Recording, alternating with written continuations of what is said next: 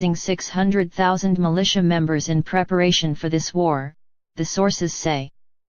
The trigger for this mobilization was a request by the Hazarian-controlled U.S. government for Germany to accept a massive false flag attack on its territory as an excuse for totalitarian Hazarian rule.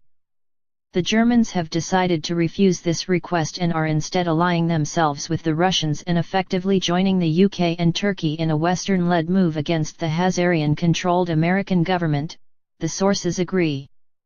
This information can be confirmed in a series of German government statements seen in the corporate media. These include the announcement of the emergency food supply request, a statement by the German foreign minister that Germany needs to work with Russia, and a statement by the economy minister that the US Hazarian-led TTIP trade agreement was dead in the water. The German move is just the opening salvo of what is expected to be a decisive campaign to permanently end Hazarian control of the West and its remaining slave states.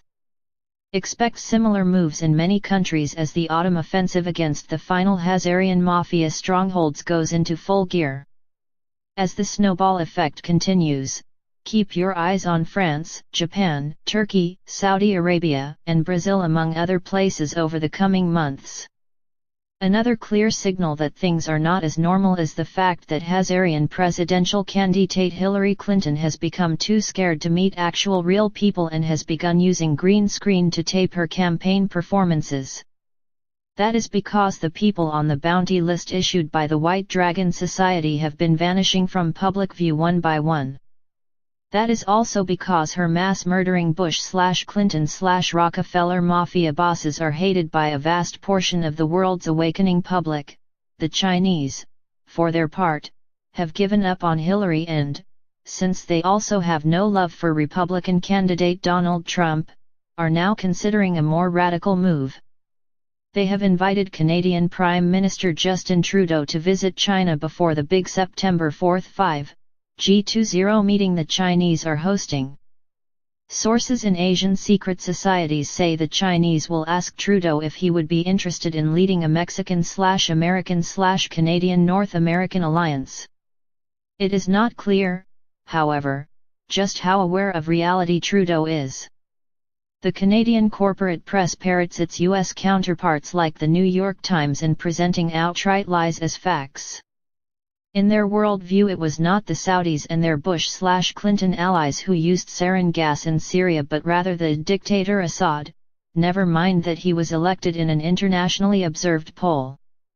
In their worldview as well, Russia's Vladimir Putin is an evil dictator who invaded the Crimean Peninsula.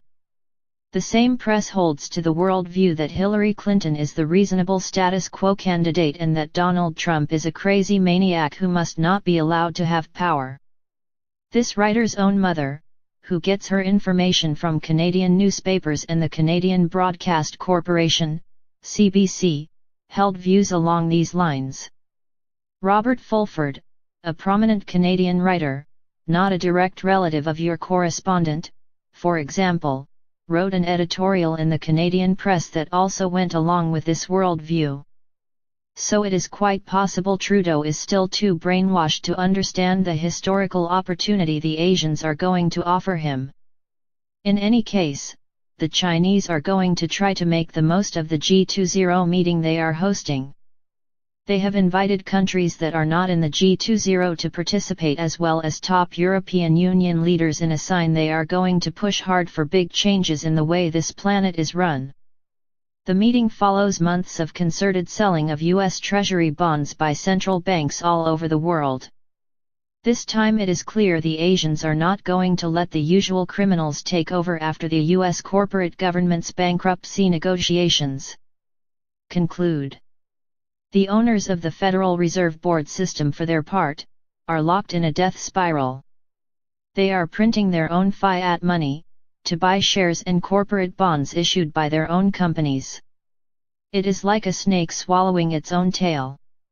Everybody else, including old-fashioned pension fund managers and other institutional investors with integrity, are avoiding the entire cesspool that U.S. financial markets have become. That is the real reason why Fed Chairperson Janet Yellen hinted at raising interest rates last week. If they do try to raise interest rates, it will have the opposite effect of what they expect, because it will be seen as a sign of desperation, not strength.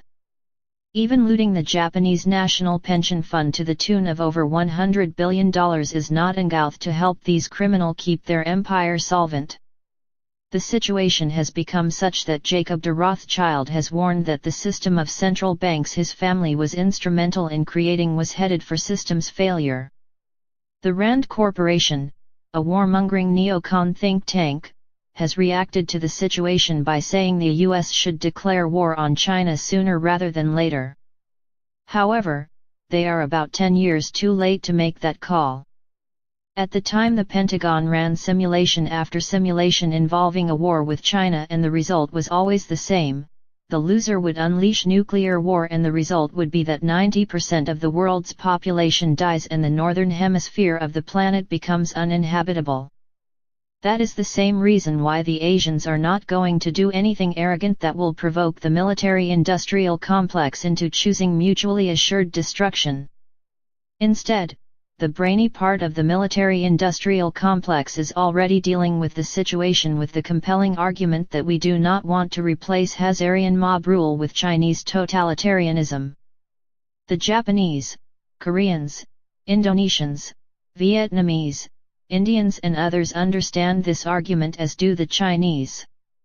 In the Middle East, the Pentagon is keeping to its deal with the Russians to divide their regions of influence along the Euphrates River, with the Russians getting what is west of it while the Americans get what is east of it. The Turks are